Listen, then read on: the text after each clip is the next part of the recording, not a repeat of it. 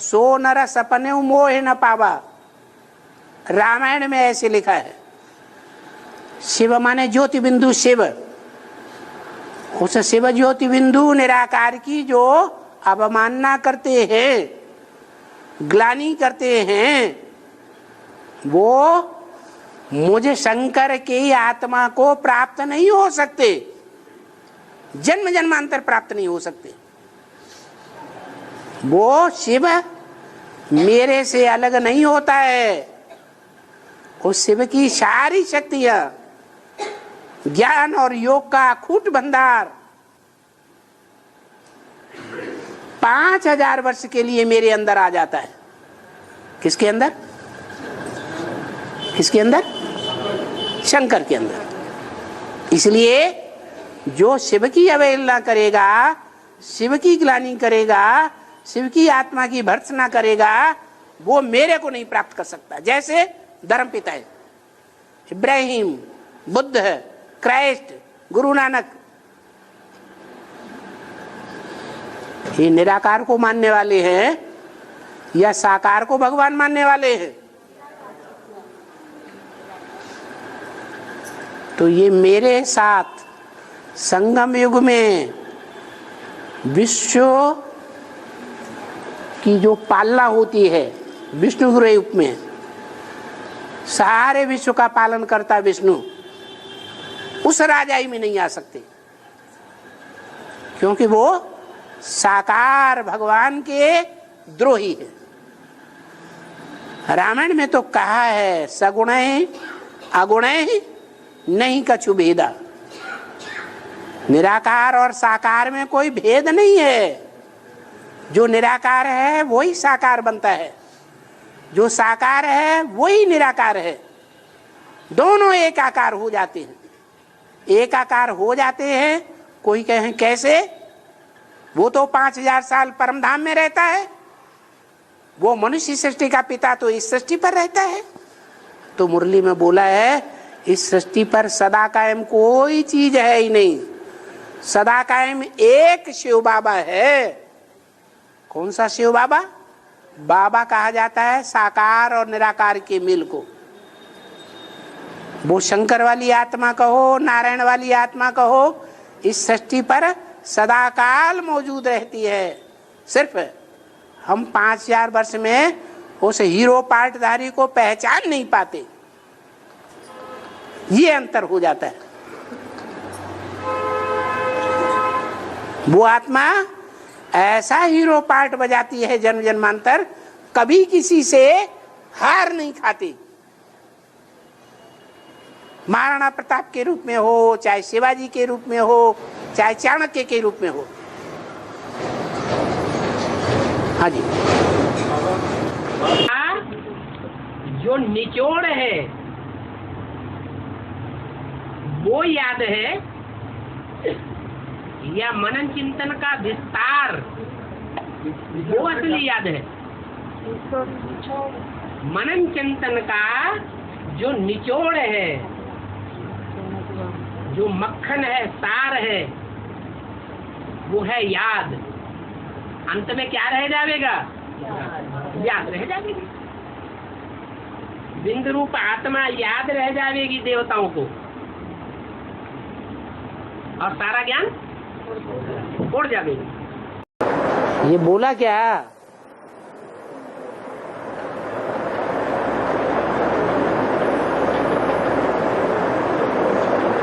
ये बाप दादा कौन है?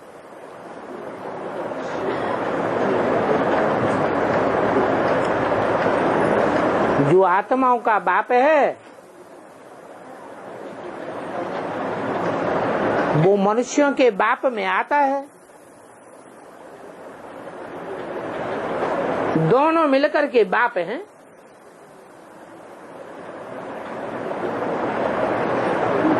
क्योंकि राम वाली आत्मा में आता है जिसे राम बाप कहा जाता है।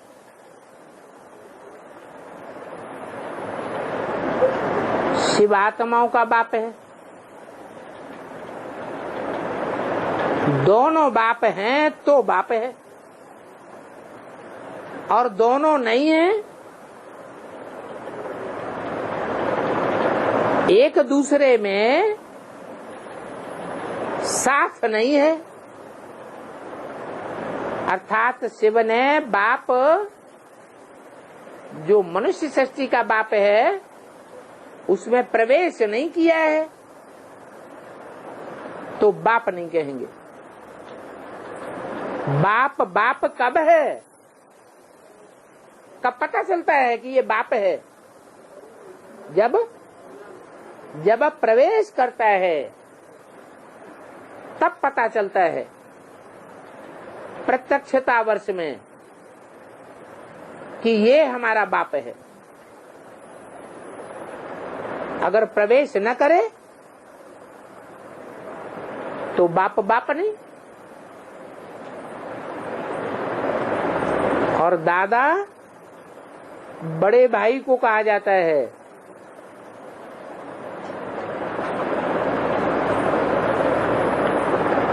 बड़ा भाई कौन हुआ? सारी मनुष्य सृष्टि का बाप। उसकी पहचान तब होती है जब शिव बाप उसमें प्रवेश करे। बाप को बीज कहा जाता है, और उस बीज से वृक्ष पैदा होता है। उस वृक्ष का, मनुष्य सृष्टि रूपी वृक्ष का पहला पत्ता कृष्ण है। इसलिए सब पत्तों में बड़ा पत्ता है।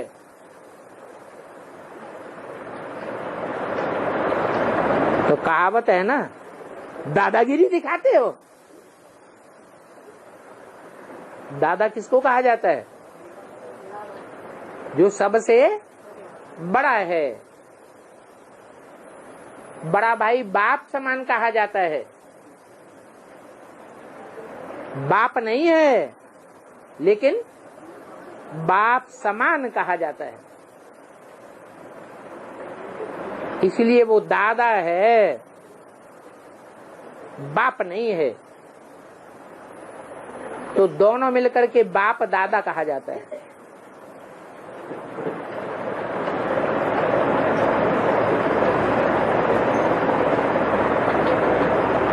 दुनिया कहती है शिव शंकर एक है,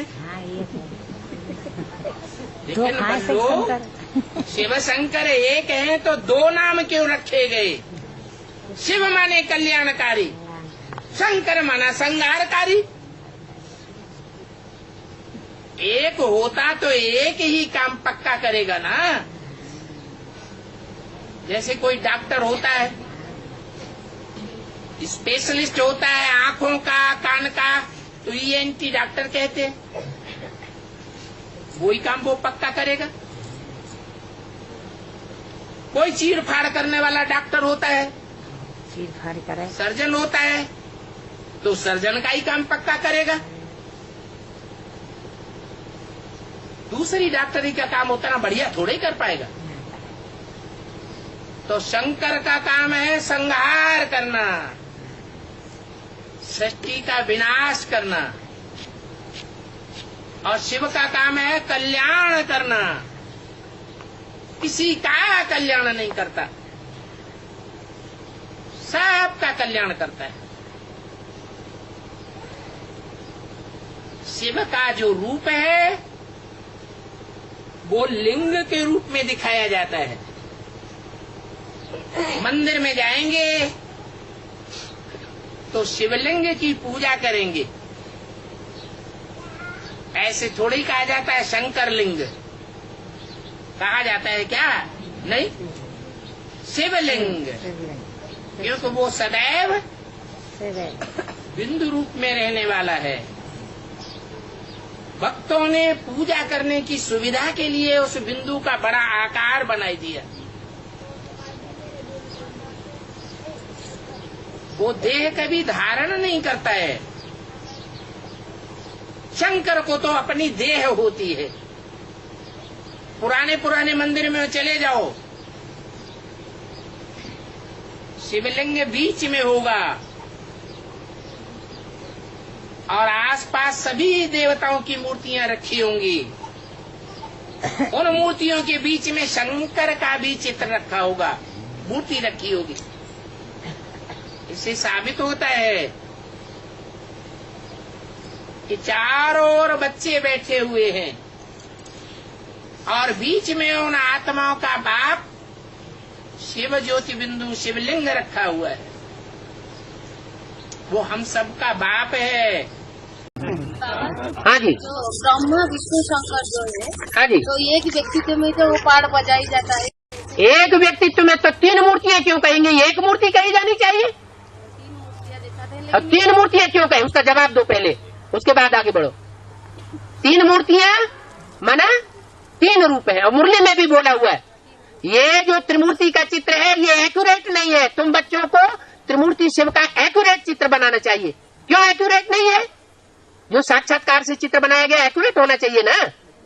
वो इसलिए एक्यूरेट नहीं है, उन तीनों चेहरों में ब्रह्मा का चेहरा दिखा दिया गया है। भक्ति मार्ग में कहते हैं त्रिमूर्ति ब्रह्मा, मुरली में बोला हुआ है। ज्ञान मार्ग में त्रिमूर्ति ब्रह्मा नहीं है, त्रिमूर्ति शिव है।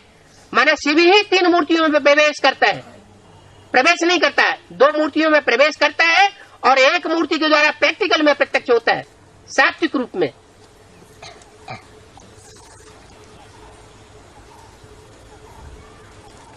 दादा एक व्यक्ति तीन जन शरीर प्रवेश कर एक व्यापी दादा एक व्यक्ति जन शरीर सर्वजाति एक टाइम पर एक मूर्ति में।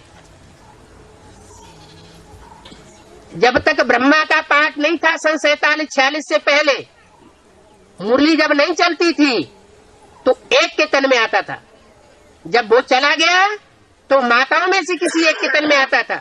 वो माता चली गई तो दूसरी माता के द्वारा कार्य करता था, और वो भी चली गई तो ब्रह्मा के तन में प्रवेश किया, बच्चे के तन में, जो कृष्ण बच्चा कहा जाता है।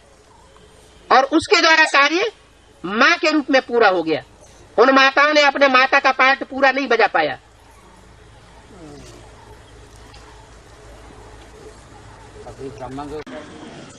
वो माउंट आबू पहुंचे।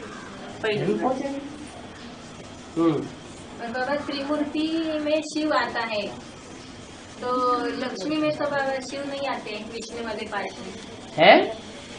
बाबा बोलते ना वो प्रैक्टिकल स्वरूप बन गया है कि आने की स्वरूप बात रह गई? हाँ ना, फिर नहीं आता तो त्रिमूर्ति शिव क्यों बोला? तो इसीलिए कि एक प्रैक्टिकल मूर्ति है। तो वो कार्य शिव कराता है या फिर वो स्वयं ही शिव स्वरूप बन जाती है। लक्ष्मी नारायण है, वो संपन्न रूप है, शिव स्वरूप है। शिव को याद करो चाहे नारायण को याद करो, बात एक ही है।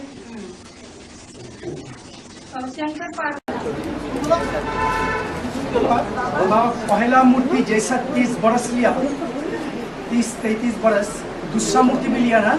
हाँ जी। तो तीसरा मूर्ति जो विष्णु मूर्ति आएंगे, हाँ? तो अभी की एटेस्ट्रेस ऐसे ही 30-33 बरस लेंगे।